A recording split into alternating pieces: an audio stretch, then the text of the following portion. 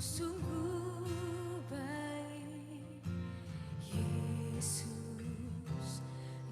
namamu indah, Yesus, ku cinta kau selalu, ku tinggikan, ku agungkan selamanya.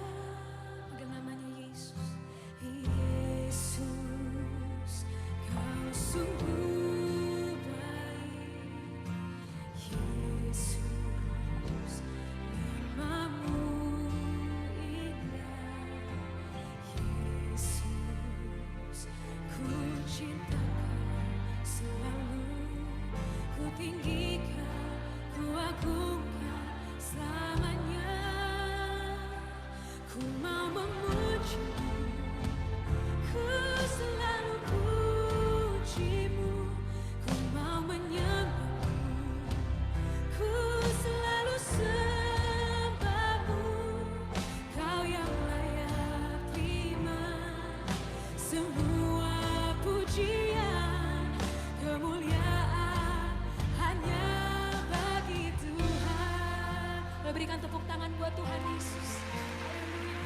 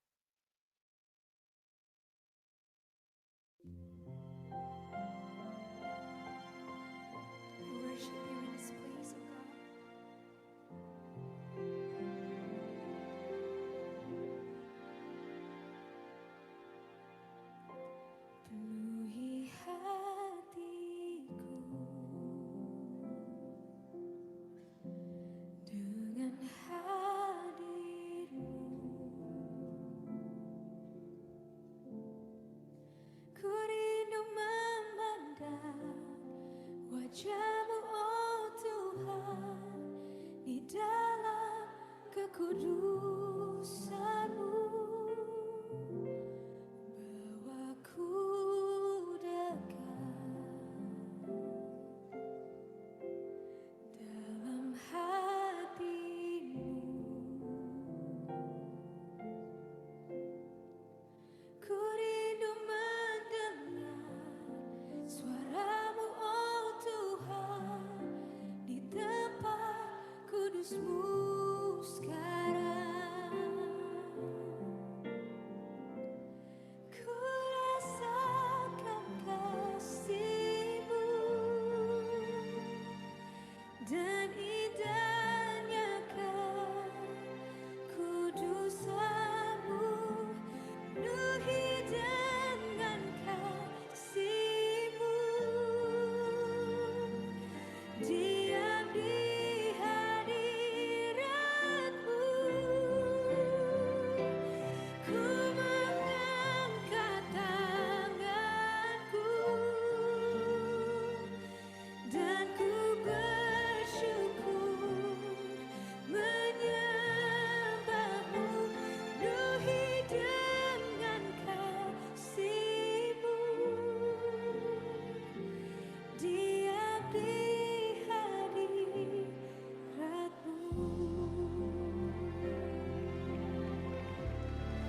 Yes, we welcome Your presence in this place, oh God.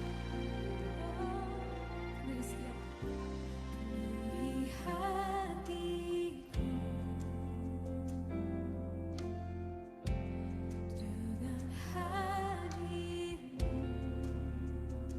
Kami rindu Tuhan, ku rindu memandang wajah-Mu oh Tuhan, di dalam kekudusan-Mu.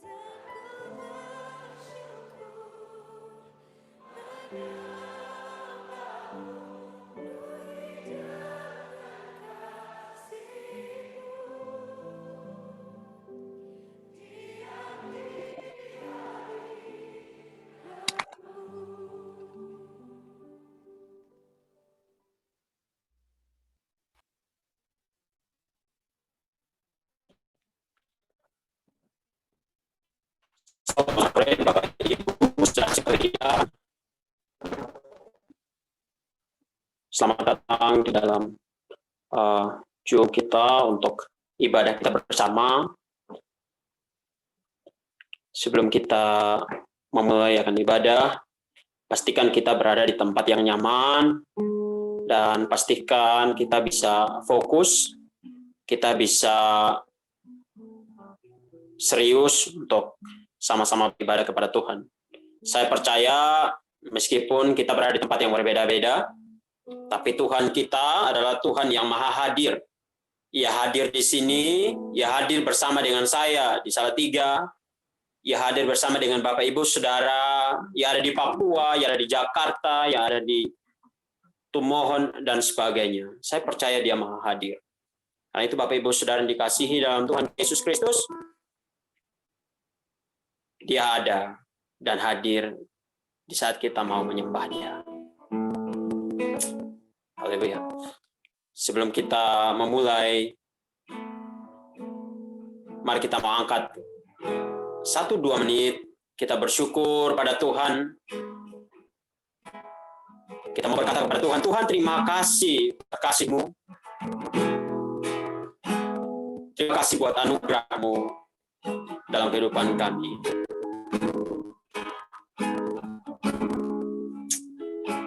Terima kasih Tuhan.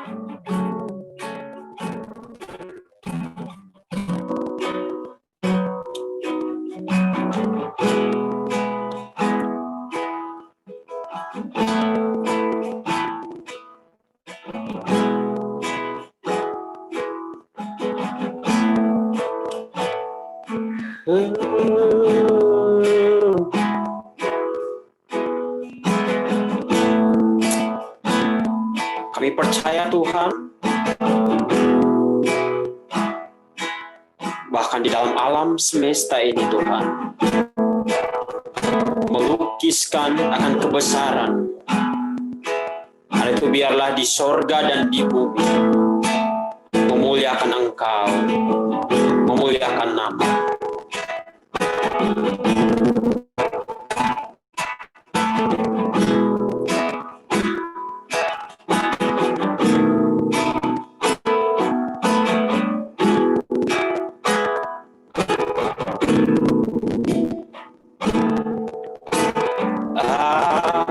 Alam semesta melukiskan kebesaran Tuhan, bumi dan surga menyanyikan kemuliaan nama-Mu. Sana,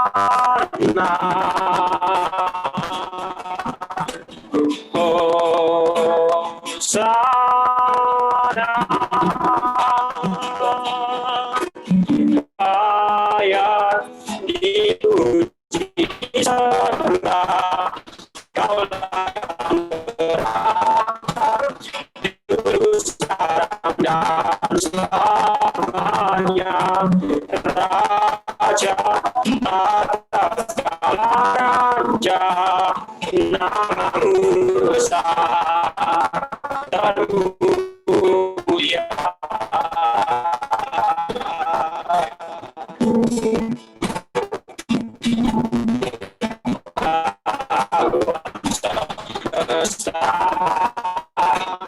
Melukiskan kebesaran Tuhan, bumi dan surga menyanyikan kemuliaan nama-Mu.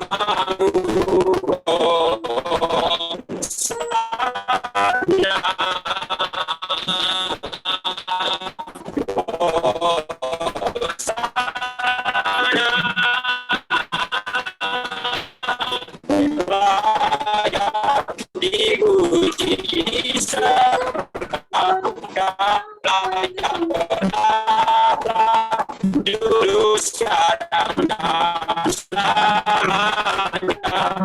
Raja atas segala raja, namamu besar,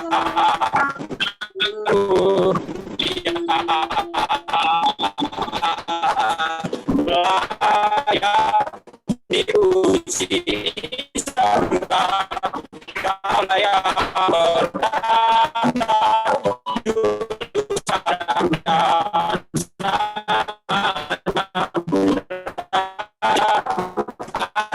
segala raja, namamu besar,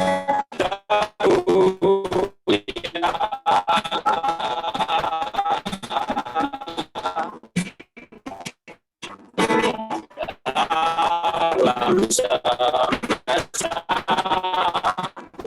melukiskan kebesaran Tuhan. Bumi dan surga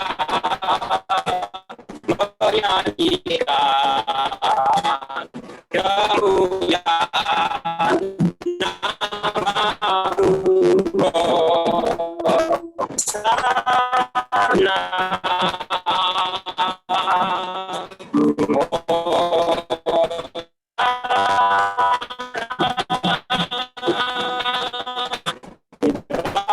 yang dipuji sembah. Kaulah yang bertata dulu sekarang dan selamanya. Raja atas segala raja, namamu besar termulia. Layak dipuji disembah.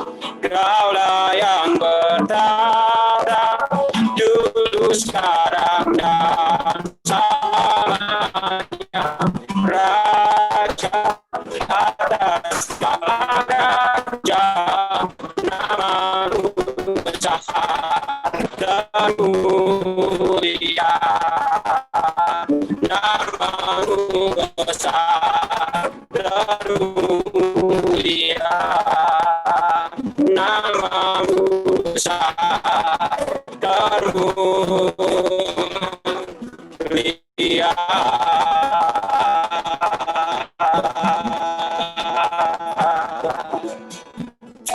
Haleluya.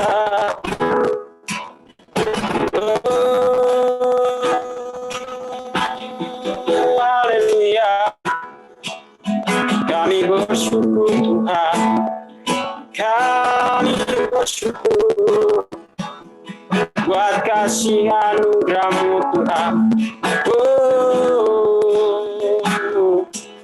Syukur bagimu Tuhan, syukur bagimu.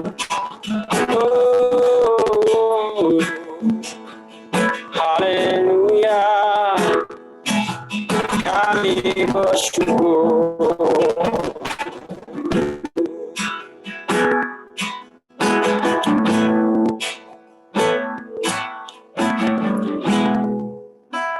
Seluruh rangkaian ibadah ini Tuhan, kami serahkan ke dalam tangan kasih-Mu. Biar dari awal, pertengahan, hingga berakhirnya ibadah ini boleh jadi di dalam nama Bapa, Anak, dan Roh Kudus. Amin. Bapak Ibu, tiba saatnya kita akan kembali menyiapkan hati kita untuk mendengarkan kebenaran firman Tuhan. Kita mau mengangkat kembali satu pujian kembali, ku yakin saat kau berfirman.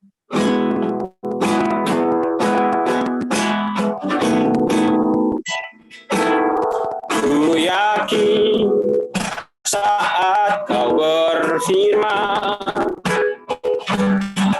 ku menang saat kau bertindak. Hidupku hanya ditentukan oleh perkataan perkataanmu. Ku aman karena kau menjaga. Ku kuat karena kau menopang. Hidupku hanya ditentukan oleh kuasa-Mu.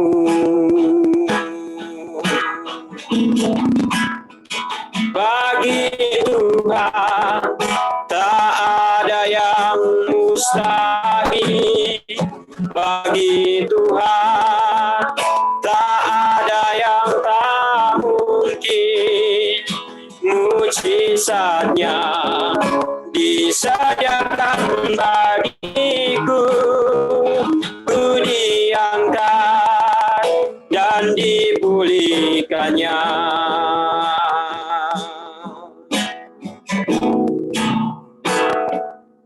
Yakin saat kau berfirman, ku menang saat kau bertindak. Hidupku hanya ditentukan oleh perkataanmu.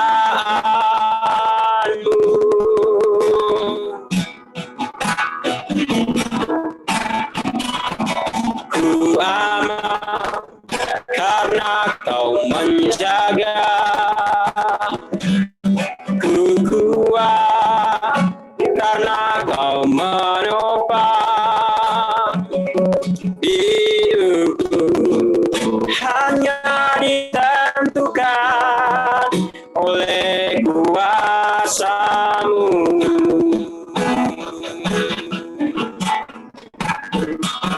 Bagi Tuhan tak ada yang mustahil. Bagi Tuhan tak ada yang tak mungkin. Mujizatnya disediakan bagiku. Ku diangkat dan dipulihkannya. Bagi Tuhan tak ada yang mustahil. Bagi Tuhan tak ada yang tak mungkin. Mujizatnya disediakan bagiku. Ku diangkat dan dipulihkannya. Ku diangkat dan dipulihkannya. Ku diangkat dan dipulihkannya.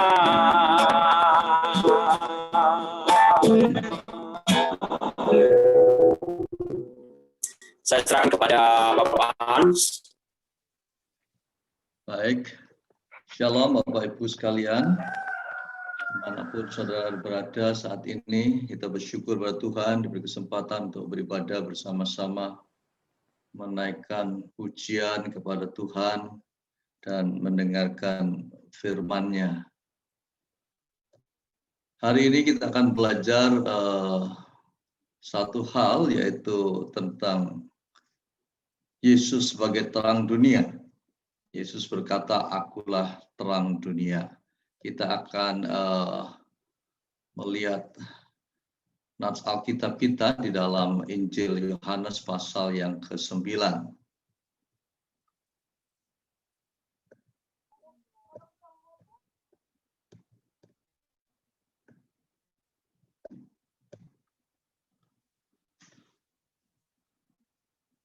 Saya bacakan Injil Yohanes pasal 9 ayat 1 sampai ayat yang ketiga. Demikianlah firman Tuhan. Waktu Yesus sedang lewat, ia melihat seorang yang buta sejak lahirnya.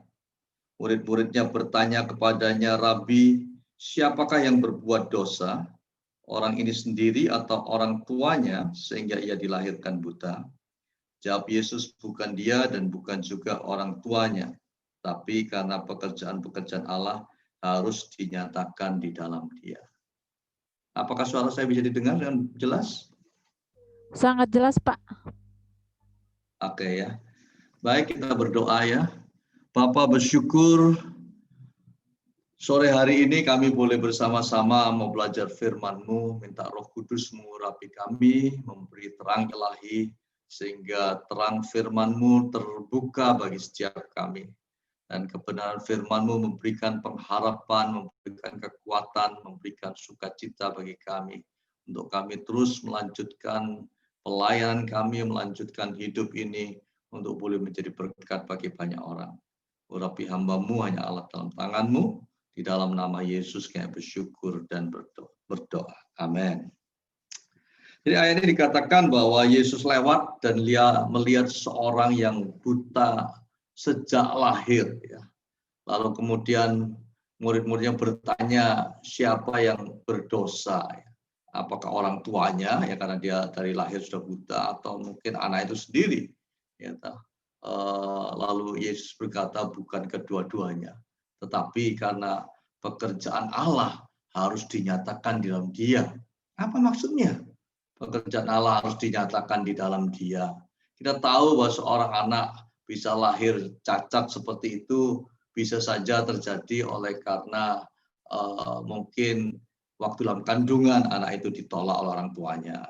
Bisa juga terjadi oleh karena orang tuanya berusaha menggugurkannya. Kita tahu dalam masa kandungan 2 bulan pertama, adalah proses organogenesis, proses pembentukan organ-organ tubuh, sehingga kalau ada sesuatu terjadi kepada ibu atau ayah yang berakibat kepada istrinya, ya biasanya lalu terjadi berbagai kasus seperti itu. Namun Yesus jelas berkata bahwa bukan karena dosa kedua orang tuanya ataupun dosa di anak itu sendiri. Tetapi sesungguhnya Yesus sedang berkata bahwa ada kehendak Allah di atas semuanya itu. Ya, ini sebuah kasus khusus bicara kedaulatan Tuhan. Ya, dikatakan karena pekerjaan Allah harus dinyatakan di dalam Dia. Ya, di situ dikatakan bahwa Yesus akan menyelesaikan pekerjaan yang belum selesai dalam diri anak itu. Ya, ini seakan-akan kalau seorang dibentuk begitu, ada sesuatu belum selesai, maka kemudian harus ada satu langkah akhir, finishing touch, ya, untuk menyembuhkan anak itu. Dan itu yang dilakukan oleh Yesus. Ya. Kita tahu bahwa dalam keluarga-keluarga kadang-kala ada banyak anak-anak yang bermasalah. Ya. Ada anak cacat, ada anak mengalami kelainan, dan biasanya orang tua begitu tertekan dengan situasi-situasi seperti ini. Kadang-kadang mereka menyalahkan dirinya. Ya. Tentunya kalau hal ini terjadi, orang tua tidak perlu harus berpikir demikian. Dia harus mempercayai Tuhan, bahwa Tuhan selalu punya rencana yang besar bagi anak-anak yang sedemikian ini. Karena dia menyatakan pekerjaannya atas anak-anak ini. Jadi sesungguhnya apa yang Yesus ajarkan lewat pembacaan kita ini, ada 3 hal yang Yesus mengajarkan kepada kita. Yang pertama, Yesus mau berbicara tentang waktu. Dalam ayat 4 dikatakan, kita harus mengerjakan pekerjaan Dia yang mengutus aku selama masih siang, karena akan datang malam di mana tidak seorang pun yang dapat bekerja.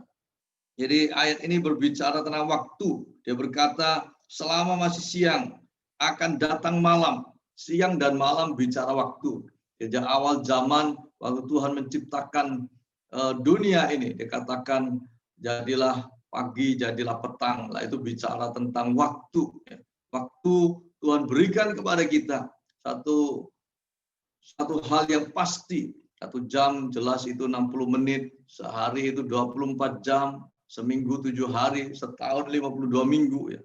Dan waktu tidak pernah bisa dibeli. Ya, nggak bisa dibeli. Dan waktu nggak bisa kembali lagi. Ya.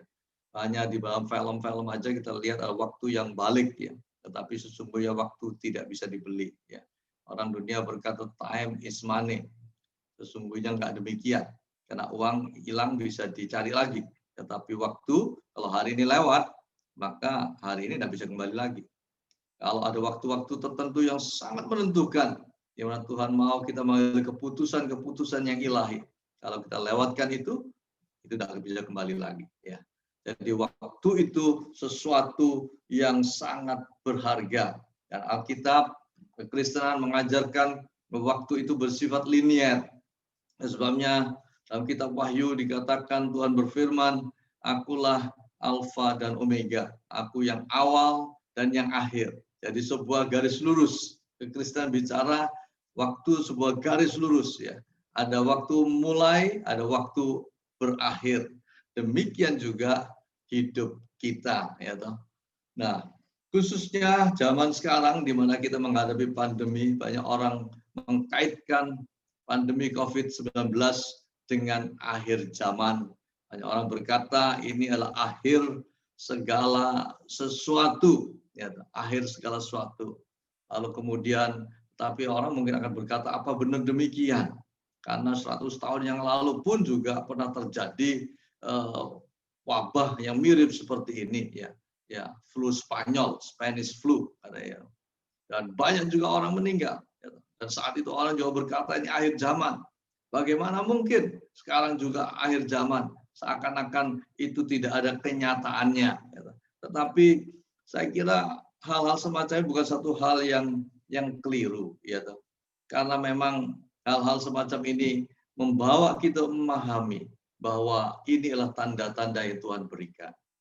Ya, dan kita tahu manusia terbatas. Jadi kadang-kala manusia tidak tahu persis secara persis benarkah ini sudah akhir segala-galanya. Ya.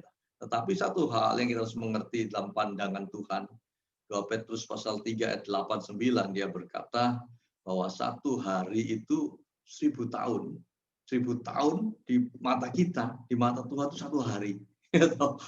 Jadi kalau cuma 100 tahun udah sampai sehari di mata Tuhan. Jadi 1000 tahun sama dengan satu hari. Ya. Karena sebenarnya di mata Tuhan tuh waktu itu kelihatan begitu gamblang, begitu jelas. Bagi kita tidak bisa melihat seperti Tuhan melihat. Ya. Itu sebabnya sejak zaman Yesus berjalan di atas muka bumi, dia sudah berkata bahwa itulah zaman akhir dimulai waktu dia diangkat bersama dengan Tuhan ke surga. Ya. Jadi kita melihat itulah situasinya. Jadi kita mesti belajar melihat situasi yang terjadi ini, ya, dengan bijaksana, Ya, artinya memang waktu terus berjalan dan tidak akan kembali. Dan kemudian dikatakan di sini bahwa akan datang malam, ya. Akan datang malam bagi setiap orang. Karena kenapa? Karena Mazmur sudah katakan, ya, bahwa manusia itu hidup paling 60 tahun, kuat 70 tahun. Ya, artinya manusia juga punya batasnya. Ya, kalau katakanlah zaman akhir itu belum tiba, tapi setiap orang punya batasnya sendiri dalam kehidupan ini. Nah, itu dikatakan bahwa kalaupun malam dalam pengertian akhir dari akhir zaman ini, belum datang, tetapi setiap orang punya malamnya sendiri, punya waktu akhirnya sendiri. Karena itu kita perlu memperhatikannya. Ya, kalau kita belajar di Kaleb mungkin 85 tahun, kita mungkin bisa kuat sampai seperti Kaleb 85 tahun, tapi tetap kan ada akhir dari segala-galanya itu. Jadi karena itu kita perlu memahami, jadi kalau bagi setiap orang ada malam yang akan datang.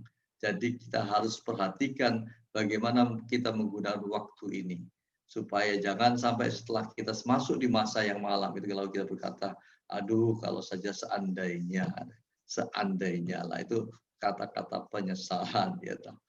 Kita berkata, kitab Efesus, perhatikanlah dan seksama bagaimana kamu hidup. Jangan seperti orang bebal, tapi seperti orang arif, pergunakan waktu yang ada. Karena hari-hari ini adalah hari yang jahat. Jadi kemudian Paulus juga berkata, kalau aku hidup, aku mau hidup, bekerja, memberi buah. Jadi sangat jelas sekali. Hal yang kedua, yang kita pelajari ayat-ayat ini adalah Yesus datang untuk membawa terang. Jadi setelah dia berkata bahwa dia bekerja selama masih ada terang, selama masih siang, kemudian Yesus memproklamasikan dirinya sebagai terang dunia. Sebab aku adalah terang dunia. Lalu apa yang terjadi? Setelah dia mengatakan begitu, ya, dia lihat orang yang buta sejak lahir, lalu dia meludah di tanah, dia aduk-aduk tanah itu, yang dengan ludahnya itu, kemudian dia tempelkan kepada mata orang yang buta itu. Ya, oleskan di situ. Lalu dia berkata, pergilah, basuh dirimu ke kolam Siloam. Ya. Lalu orang itu pergi, dia membasuh dirinya, dan dikatakan meleklah matanya itu. Wow, terjadi kegemparan luar biasa. Gitu.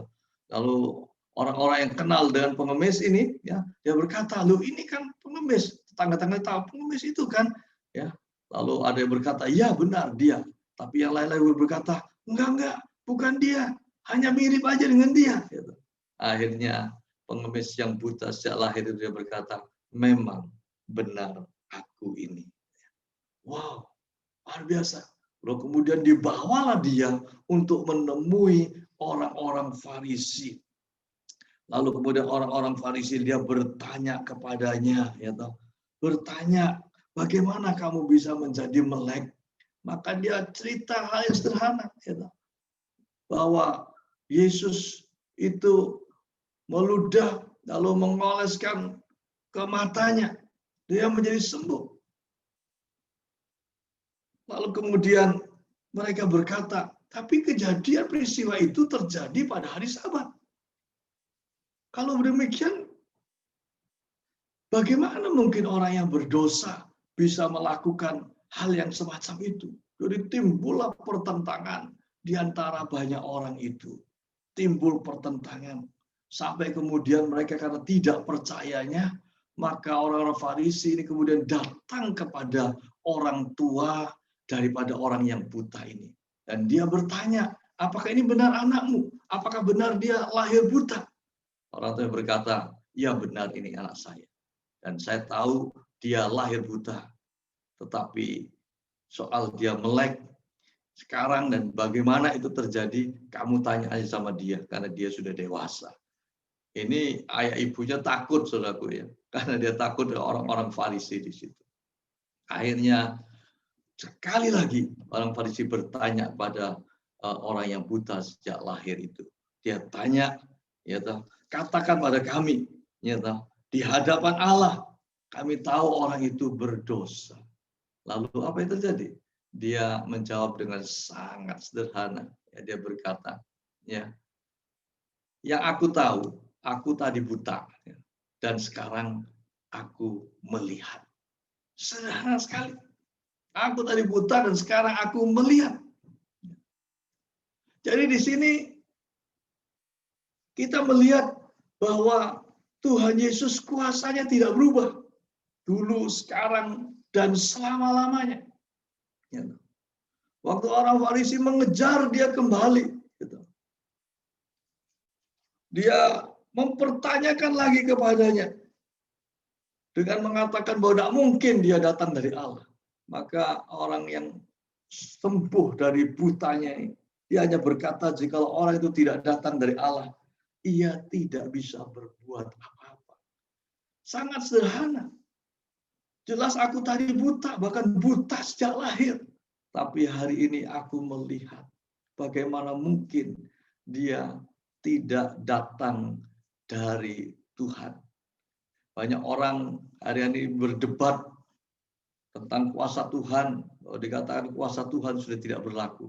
Tapi Alkitab dengan jelas berkata bahwa Yesus Kristus tidak berubah dulu, sekarang, dan selama-lamanya. Ya, tidak berubah. Kita melihat dalam perjalanan Yesus di atas muka bumi. Yesus menyampaikan pelayanan dengan berkata-kata, menyampaikan perkataannya. Tetapi Yesus tidak berhenti di situ. Dia bergerak menyatakan tindakan kasih.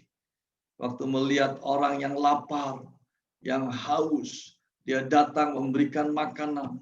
Dia membuat mujizat 5 roti 2 ikan. Dia memberikan air buat orang yang membutuhkan air minum. Dan kemudian kita melihat dia bergerak, menyatakan mujizat luar biasa. Jadi kita lihat corak pelayanan Yesus. Yesus menyampaikan kabar baik dengan perkataan, dengan perbuatan, dan juga dengan tanda ajaib. Dalam dunia misi dikenal dengan 3W, ya, word, perkataan, work, and wonder, ya, tanda ajaib dan heran. Dan itulah yang kita kerjakan bersama-sama dalam pelayanan kita. Selanjutnya kita melihat apa tujuan Yesus dalam bagian ini.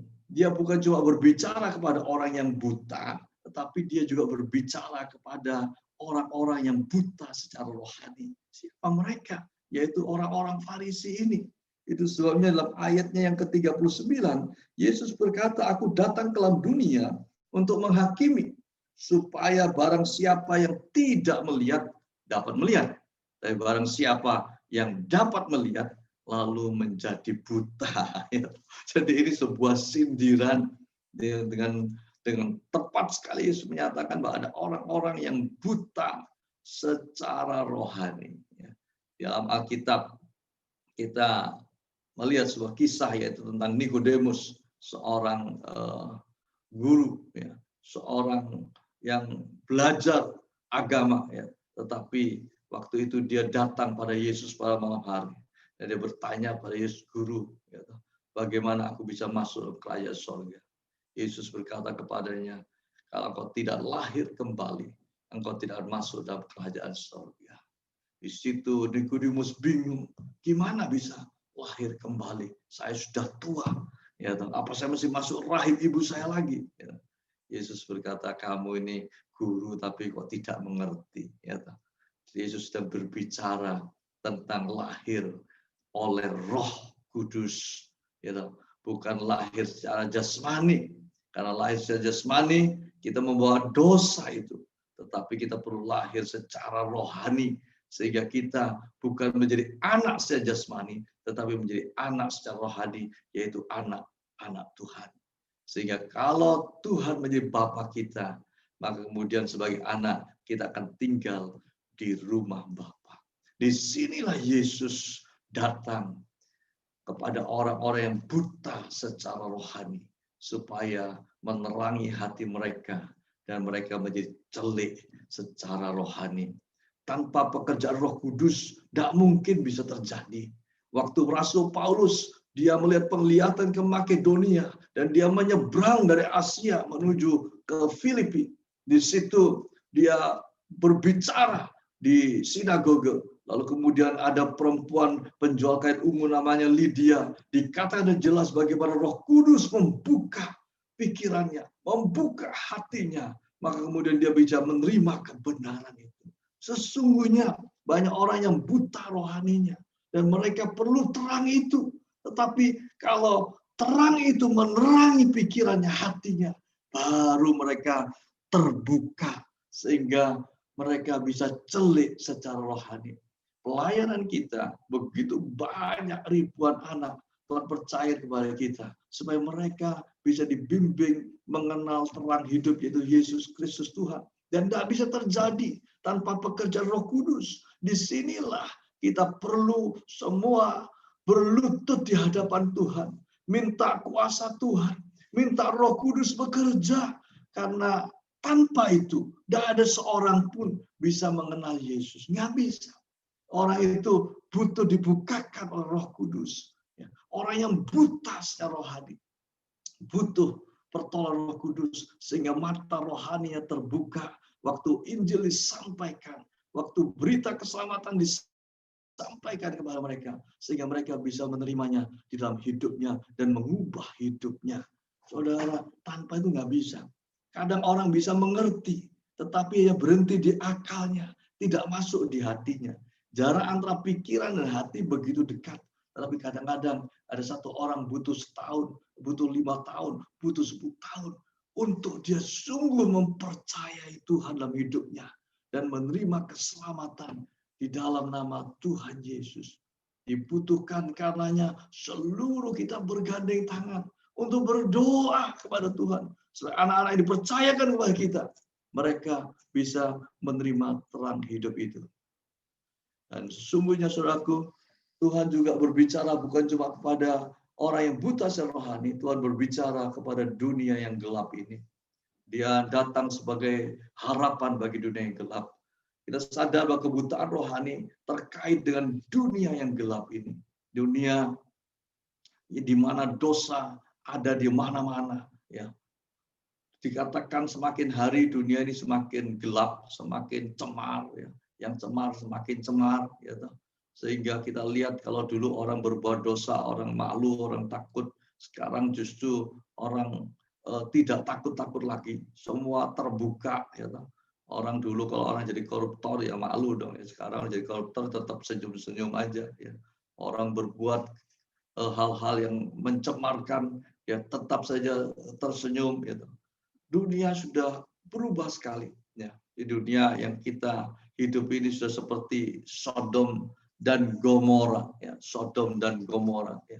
Jadi kalau kita melihat situasi-situasi seperti ini di dunia ini, dunia sepertinya terbalik, ya. Yang berbuat jahat menjadi pahlawan seakan-akan, ya. Tetapi kebenaran seperti dikepung oleh kejahatan.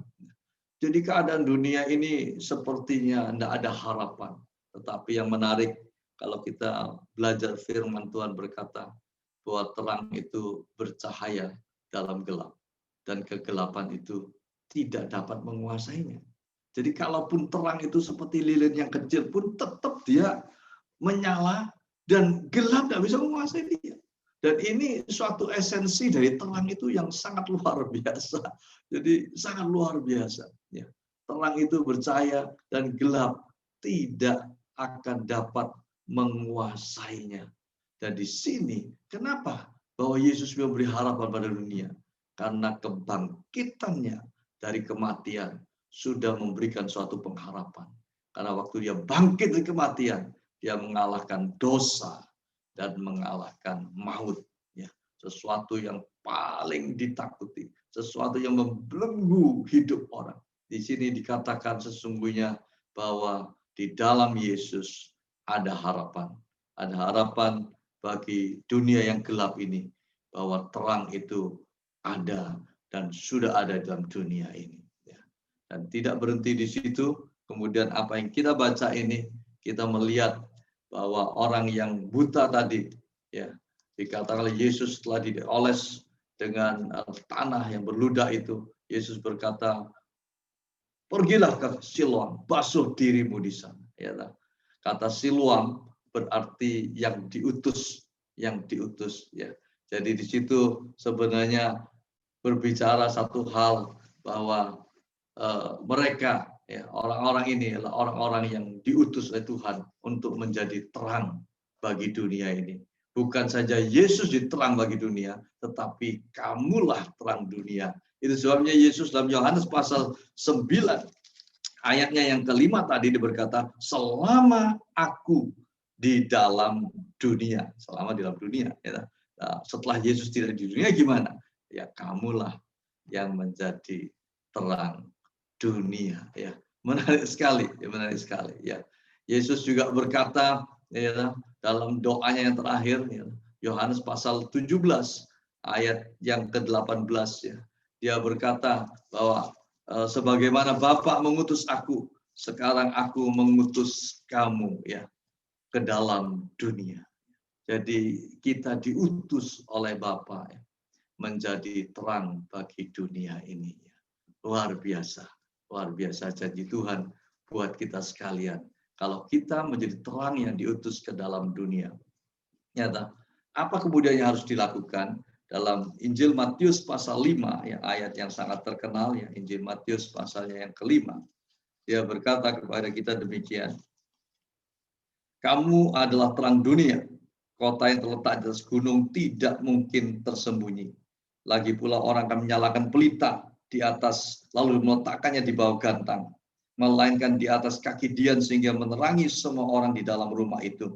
Demikianlah hendaknya terangmu bercahaya di depan orang supaya mereka melihat perbuatanmu yang baik dan memuliakan Bapakmu yang di sorga.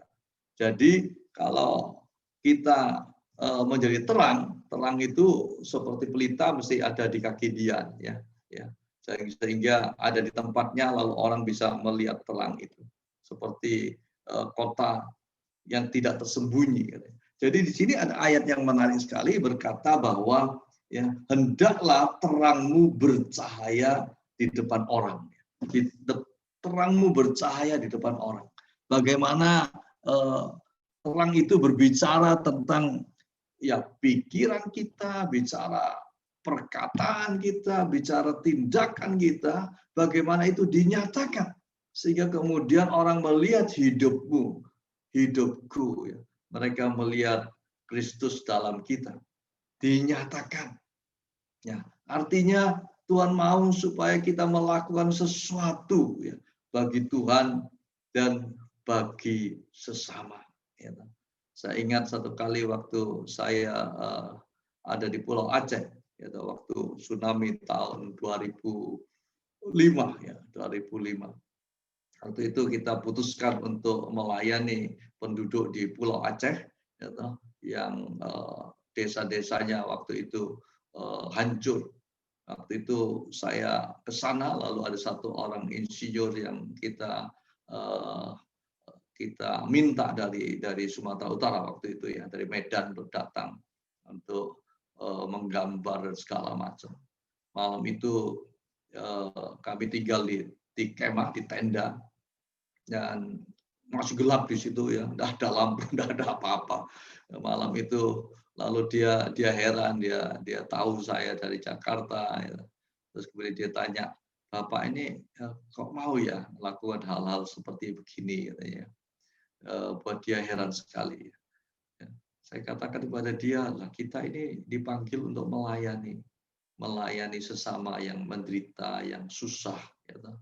Bukankah itu yang Tuhan mau? Supaya kasih Tuhan dinyatakan kepada mereka. Dan dia tidak habis pikir, tidak bisa mengerti. Padahal dia tinggalnya sebenarnya dihitung itu nggak terlalu jauh ya, di Medan ke Aceh kan nggak jauh, walaupun di nyebrang pulau kan begitu. Tapi buat dia tidak bisa mengerti. Dunia kadang-kala nggak bisa mengerti karena dunia ditarik kepada dirinya sendiri. Gitu.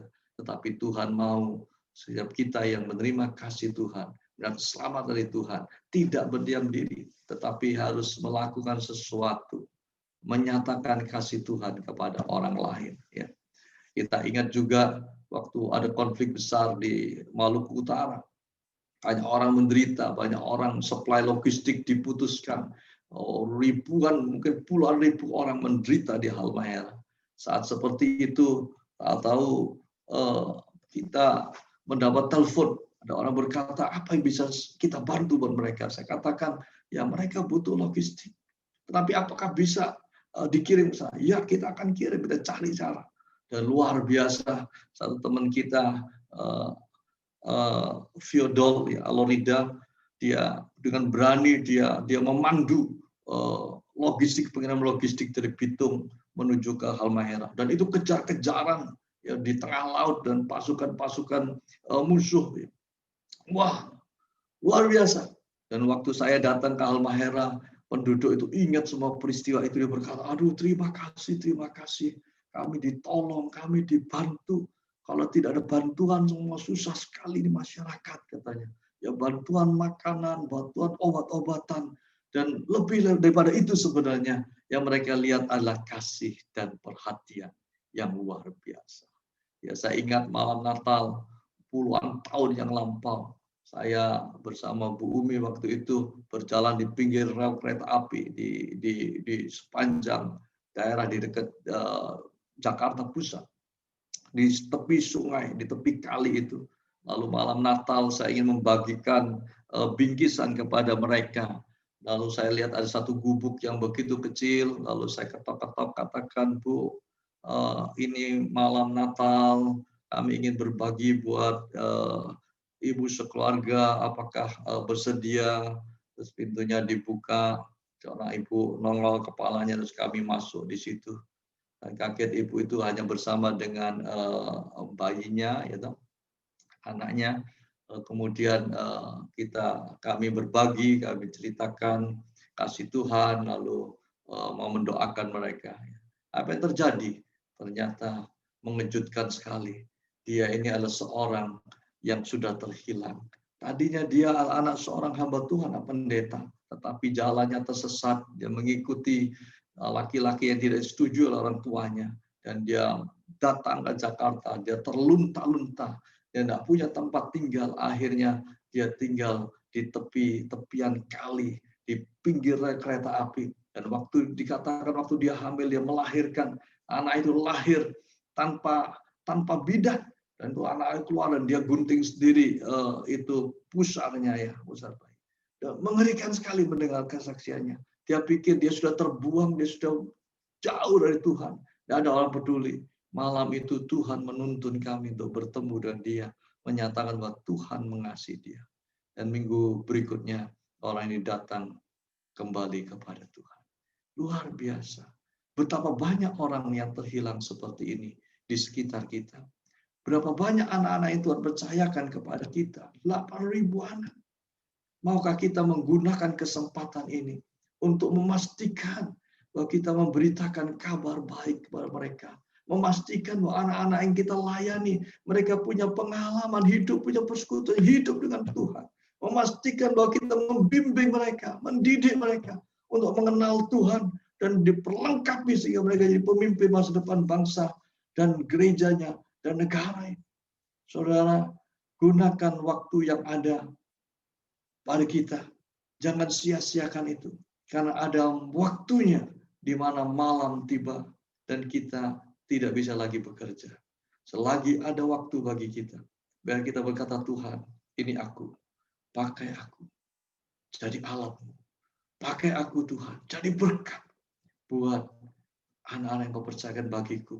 Dan buat masyarakat sekitar di mana kami ada. Biar mereka bisa melihat pada Kristus yang mengasihi mereka. Ada Kristus yang akan menerangi kegelapan dalam hidup mereka. Sehingga mereka bisa bersukacita dan memiliki harapan di dalam hidup ini. Tuhan memberkati kita. Mari kita berdoa. Bapa, mengucap syukur buat firman. Kami tahu bahwa Engkau adalah terang dalam hidup kami. Bahwa kami Tuhan menjalani hidup ini bersama Engkau. Menyatakan terang bagi dunia yang gelap ini. Menyatakan bahwa dalam Engkau ada pengharapan. Dalam Engkau ada kasih yang nyata. Terima kasih Bapa, terima kasih. Dan Engkau memberikan kepercayaan bagi kami. Menjadi alat-Mu, menjadi kawan sekerjamu. Di dalam nama Tuhan Yesus, saya bersyukur dan berdoa.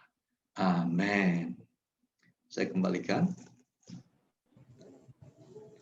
Terima kasih buat Pak Hans yang telah menyampaikan firman Tuhan. Saat ini kita akan sama-sama berdoa syafaat, dan doa syafaat ini saya serahkan kepada Ibu Ana Purwanti. Silakan Bu.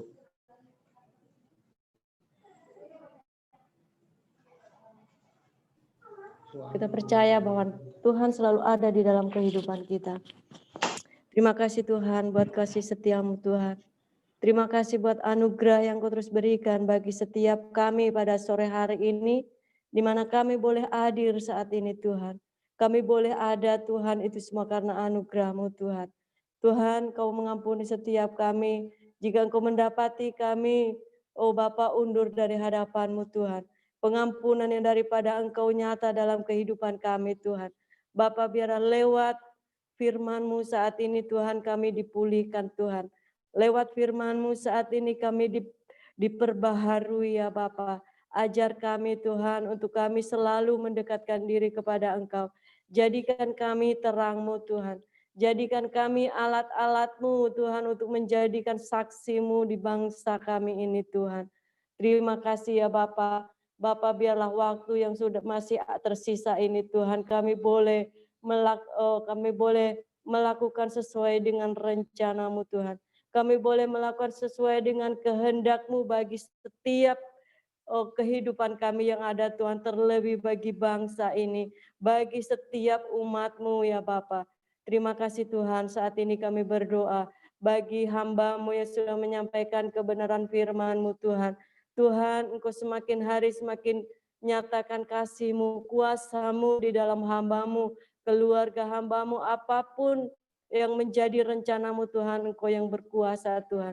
Engkau yang sudah memanggil hamba-Mu ini, Engkau yang bertanggung jawab buat hamba-Mu Tuhan. Kami percaya Tuhan, Engkau tidak akan pernah salah untuk memilih ya Bapa. Bapa yang baik saat ini juga Tuhan. Kami berdoa bagi bangsa kami Tuhan. Tuhan, Engkau melihat keadaan bangsa kami saat ini Tuhan. Engkau melihat setiap oh Bapa, apa yang terjadi di bangsa kami, negeri kami, bahkan bumi ini Tuhan. Bencana yang sedang terjadi di bangsa ini Tuhan. Bapa, kami merindukan lawatan-Mu Tuhan. Kami merindukan jamahan-Mu terjadi bangsa ini Tuhan. Tuhan, Engkau yang membentuk bumi ini Tuhan. Engkau yang membentuk negeri ini Tuhan. Engkau yang bertanggung jawab buat bangsa ini. Engkau yang bertanggung jawab buat negeri ini Tuhan. Engkau yang bertanggung jawab buat bumi ini ya Bapa. Bapa, jika Engkau yang berkehendak, tidak ada satu orang pun yang dapat untuk menghalang-halanginya ya Bapa. Bapa, kami merindukan lawatan-Mu. Biarlah lewat keadaan bangsa kami saat ini Tuhan. Lewat keadaan negeri kami yang saat ini Tuhan, musibah yang terjadi di bangsa kami, terlebih pandemi yang ada saat ini Tuhan. Itu semua adalah rencana-Mu Tuhan. Engkau yang sudah berencana bagi bangsa ini Tuhan. Tuhan, kami percaya Tuhan, lewat keadaan ini nama-Mu dipermuliakan. Lewat keadaan ini Tuhan, nama-Mu diagungkan Tuhan. Pemulihan terjadi bagi bangsa ini. Pemulihan terjadi bagi negeri ini Tuhan. Pertobatan, kemuliaan Allah dinyatakan dibagi di negeri ini dan bahkan di bangsa-bangsa akan bertekuk lutut di hadapan-Mu ya Bapa.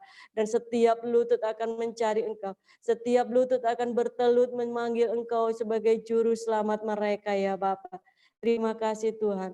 Kami berdoa bagi pemimpin-pemimpin negeri ini Tuhan. Bagi setiap pemimpin-pemimpin yang ada, baik presiden maupun pemimpin Bapa, para menteri yang ada, para kabinet yang ada Tuhan, kami serahkan hanya ke dalam tangan kasih-Mu. Perlindungan yang daripada Engkau turun dalam kehidupan mereka Tuhan. Setiap kegiatan mereka, setiap rencana mereka Tuhan, apapun yang menjadi pekerjaan mereka Tuhan, Engkau yang bertanggung jawab buat mereka ya Bapa. Bapa yang baik, saat ini kami merindukan jamahan-Mu Tuhan.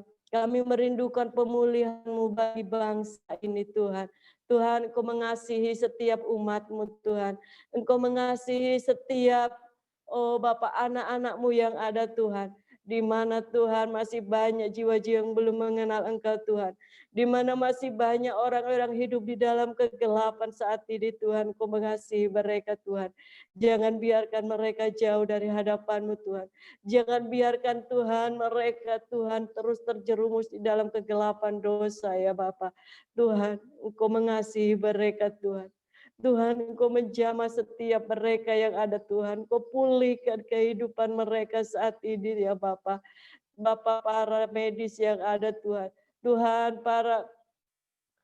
Bapa, para medis yang ada Bapa, kami serahkan hajat dalam tangan kasih-Mu Tuhan. Tuhan, Engkau bagi bangsa ini Tuhan. Mereka sudah berkorban bagi bangsa ini Tuhan. Tuhan, pengorbanan mereka tidak akan pernah sia-sia di hadapan-Mu Tuhan. Tuhan, perlindungan-Mu Tuhan, tutup bungkus setiap mereka Tuhan ke dalam tangan kasih-Mu. Hanya di dalam nama Tuhan Yesus, darah Yesus yang menyucikan setiap mereka ya Bapa. Terima kasih Tuhan, terima kasih Tuhan. Bapa, bagi Bapa umat-Mu, bagi setiap orang yang sudah yang mengalami setiap sakit penyakit Tuhan, Bapa, saat ini kami merindukan jamahan-Mu. Tuhan, Kau berikan kesembuhan yang daripada Engkau di dalam nama Tuhan Yesus. Darah Yesus menyucikan setiap mereka. Para obat-obat yang ada Tuhan, peralatan medis yang ada Tuhan, itu semua karena kasih-Mu. Tuhan, Engkau berikan, Bapa, itu semua Tuhan atas kehendak-Mu ya Bapa. Terima kasih Tuhan, saat ini juga kami berdoa buat rekan-rekan kami, pesat dimanapun mereka berada Tuhan. Baik yang ada di pedalaman, di pelosok sekalipun Tuhan, perlindungan-Mu nyata dalam kehidupan mereka. Engkau yang mengutus setiap kami hamba-hamba-Mu Tuhan. Engkau yang bertanggung jawab Tuhan, Engkau tutup bungkus setiap kami, setiap keluarga kami, setiap Bapak rekan-rekan kami Tuhan, setiap anak didik kami hanya di dalam nama Tuhan Yesus. Darah Yesus menyucikan setiap mereka yang ada, menjauhkan dari setiap sakit penyakit apapun bentuknya, segala sakit penyakit mara bahaya, kecelakaan, roh maut. Di dalam nama Tuhan Yesus kami tolak itu semua dari setiap umat-Mu yang ada, dari setiap hamba-hamba Tuhan yang ada. Karena kami telah ditebus oleh darah Yesus. Tuhan, kami percaya Tuhan lawatan-Mu terjadi. Kami percaya Tuhan lewat hamba-hamba-Mu ini Tuhan membawa kemenangan bagi bangsa ini. Membawa kemenangan, bawa pemulihan bagi daerah-daerah yang Bapa di mana kami berada ya Bapa. Terima kasih Tuhan. Terima kasih Roh Kudus, Engkau yang memulihkan setiap hamba-hamba-Mu Tuhan. Engkau yang memulihkan setiap umat-Mu ya Bapa. Terima kasih Tuhan, dan setiap tempat yang kami injak Tuhan, setiap tempat yang kami datangi Tuhan, di situ penuh dengan kemuliaan yang daripada Engkau ya Bapa. Terima kasih Tuhan, terpujilah nama-Mu. Tuhan, kami juga berdoa buat anak-anak didik pesat dimanapun mereka berada Tuhan, yang pernah dididik oleh setiap hamba-hamba Tuhan, terlebih khususnya komunitas pesat yang ada Tuhan. Tuhan, biarlah Tuhan anak-anak didik kami ini boleh menjadi alat-Mu. Mereka Tuhan dari masa pertumbuhan mereka, dan bahkan Tuhan kami hamba-hamba-Mu boleh menanamkan Bapa karakter-karakter ilahi dalam kehidupan mereka, dan mereka boleh Tuhan mereka boleh menjadi anak-anak yang taat kepada Engkau. Boleh menjadi anak-anak yang mengenal Engkau lebih dalam lagi ya Bapa. Dan bahkan mereka boleh menjadi saksi-Mu. Mereka boleh menjadi alat-Mu dimanapun mereka berada saat ini ya Bapa. Terima kasih Tuhan. Tuhan, kami percaya Tuhan tiada yang mustahil bagi Engkau. Bapa, segala sesuatu Tuhan, Engkau yang berkehendak ya Bapa. Bapa, kami juga menyerahkan pada saat ini Tuhan, para donatur kami dimanapun mereka berada, yang mereka setia untuk Bapa melayani Engkau, dan mereka setia Tuhan menyalurkan setiap berkat-berkat mereka ya Bapa. Tuhan, Engkau memberkati setiap kehidupan mereka. Engkau memberkati setiap rencana-Mu di dalam kehidupan mereka ya Bapa. Engkau memberkati usaha mereka, pekerjaan mereka, dan semakin hari mereka semakin setia di hadapan-Mu Tuhan. Biarlah Tuhan lewat keadaan yang saat ini Tuhan, hamba-hamba-Mu ini semakin dekat kepada Engkau Tuhan. Dan Engkau semakin memulihkan kehidupan mereka ya Bapa. Bapa ya Engkau mendapati mereka dalam kelemahan tubuh saat ini. Apapun itu bentuknya Tuhan. Di dalam nama Tuhan Yesus Engkau beri kesembuhan. Di dalam nama Tuhan Yesus Engkau taruhkan kesehatan. Bilur-bilur Yesus menyembuhkan setiap sakit penyakit yang ada. Apapun itu bentuknya, permasalahan hidup, segala setiap persoalan hidup yang ada Tuhan. Engkau membebaskan setiap mereka Tuhan. Karena mereka adalah milik Kristus. Karena mereka adalah telah ditebus oleh darah Kristus. Kemenangan ada di dalam setiap kehidupan mereka ya Bapa. Terima kasih Tuhan. Terpujilah nama-Mu. Karena kami juga berdoa saat ini Tuhan buat pemimpin-pemimpin pesat yang ada Tuhan. Bapa, kami rindu Tuhan akan lawatan-Mu. Kami rindu Tuhan lewat pelayanan pesat ini nama-Mu dipermuliakan.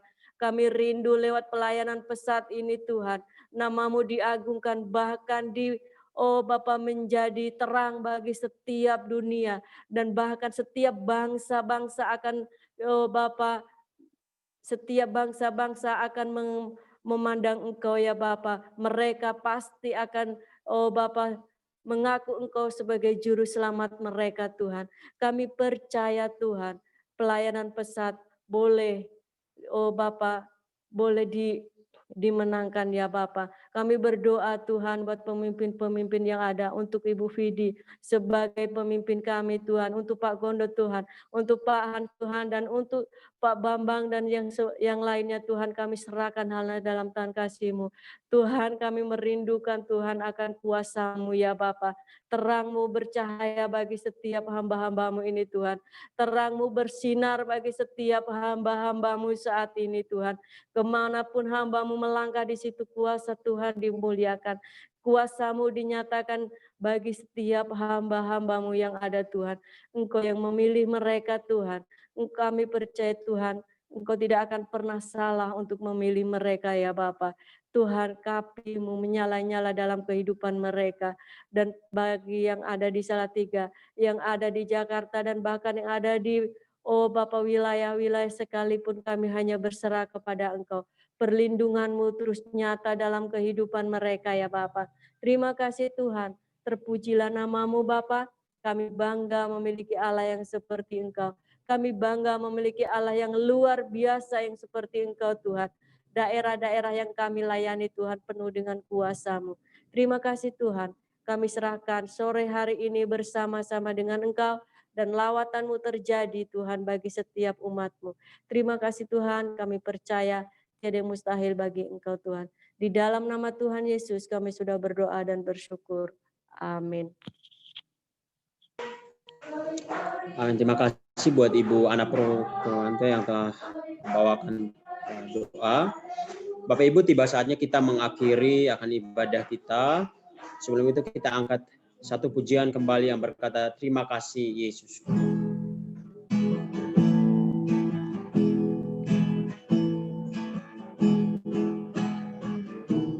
Terima kasih Yesusku, terima kasih Yesusku, puji syukur hanya bagi Tuhanku.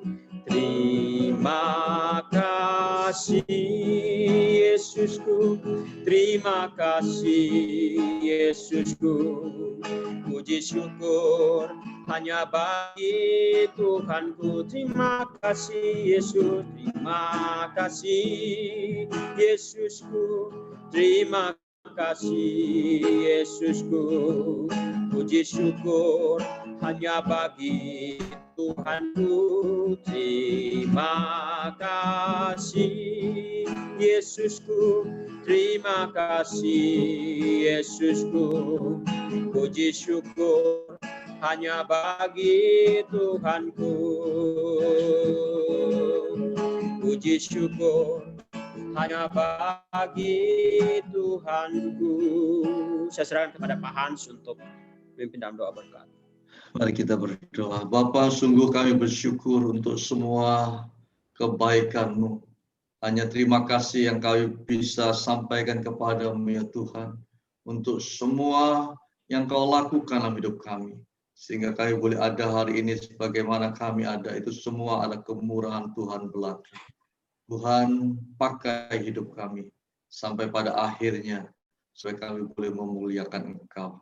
Terima kasih untuk penyertaan dalam ibadah ini. Dari awal pertengahan sampai pada akhirnya. Saudara yang dikasihi Tuhan, marilah kita kembali ke tempat aktivitas kita masing-masing. Sambil memuji, memuliakan Tuhan. Dan terimalah berkat Tuhan. Yaitu kasih Bapa Surgawi. Anugerah daripada Tuhan Yesus Kristus. Serta persekutuan dan kuat kuasa Roh Kudus. Kiranya menyertai saudara. Di hari ini sampai selama-lamanya. Sampai Tuhan Yesus datang untuk kedua kalinya. Saya percaya berkata, amin. Tuhan berkati.